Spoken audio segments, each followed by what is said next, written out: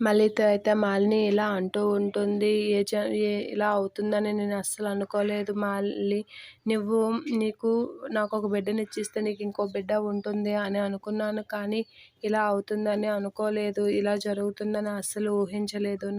నీకే ఇది చివరి బిడ్డ అని అనుకోలేదు అనైతే చెప్తూ ఉంటుంది. ఆ మాటలకి మళ్ళీ అయితే బాధపడుతూ మాలిని చెప్పిన మాటలన్నీ వింటూ ఉంటుంది. ఇక వసుంధర అయితే ఏంటి మళ్ళీతో బిడ్డ వద్దని చెప్తుందా ఏంటా ఇది అనేది అనుకుంటూ ఉంటుంది. ఇక మళ్ళీ అయితే ఎందుకు మనకిలా జరుగుతుందో అర్థం అవ్వడం లేదు. మన ఇద్దరికీ ఎందుకు ఇలా జరుగుతుంది? మళ్ళీ ఒకళ్ళకి కాకపోయినా ఒకళ్ళకైనా మంచి జరగాలి కదా!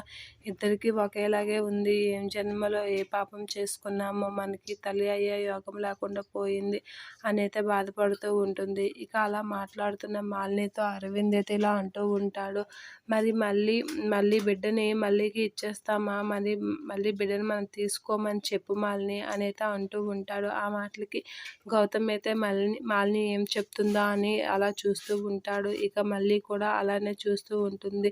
ఇక మాలిని అయితే ఏం చెప్పాలో ఏంటి నా పరిస్థితి సతమతం. ఇప్పుడు ఇస్తే నాకు బెడ్ ఉండదు, ఇవ్వకపోతే మళ్ళీకి బెడ్ ఉండదు అని చెప్పేసి అయితే సతమతం అవుతూ ఉంటుంది మాలిని.